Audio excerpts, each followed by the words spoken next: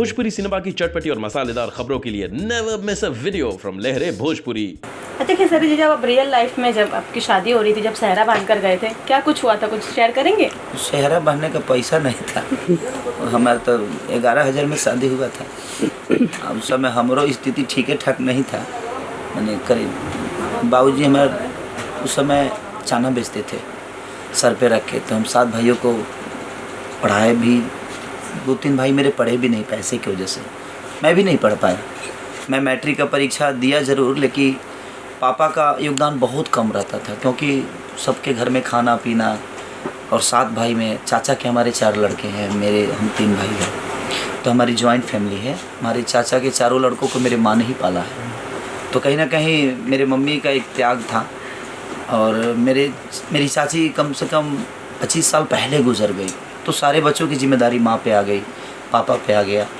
तो जब उस समय हम लोग अलग नहीं हुए, तो फिर अब अलग होने का कोई सवाल ही पैदा नहीं होता। तो उस समय हमारी गरीबी थी, इसलिए हम नहीं पढ़ पाया। और सेहरा जहाँ तक एगो कोट पैंट हमको सिलवाए थे मेरे ससुर जी।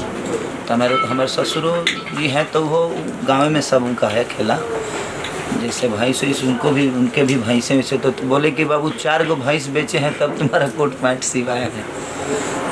तो होता है, वो गरीबी थी। और उस समय ना कोई कैसेट आई थी, और ना ही मैं गाता था, लेकिन रामायण महाभारत 500-1000 रुपये का ये सब शो करता था गांव पे। झाल उल बजाता था, 20-25 रुपये मिल जाते थे मुझे। तो उस स्थिति में रहता था, तो उसी हिसाब से मुझे तिलक भी तय हुआ था। तो फिर पापा ने मेरे पापा तिलक के विरोध रहते हैं। मेरे 7 भाइयों की शादी तो हो गई, लेकिन किसी में कोई तिलक नहीं लिया गया। तो मेरे पापा ने बोला कि नहीं, हमारे घर से कोई जाएगा तो उसका स्वागत आप लोग कर दीजिएगा। तो 11,000 के मेरे पापा ने नहीं लिया था। और बहुत प्यार मिला वहाँ पे। ससुराल के लोग भी मेरे बहुत अच्छे मिले।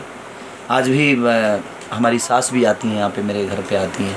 यहाँ पे मेरी वाइफ रहती है, 4-5 साल से मेरी वाइफ यहीं पे रहती है। तो कभी कभी वो लोग आ जाते हैं, रहते हैं, फिर अपना घूम फिर के चले जाते हैं।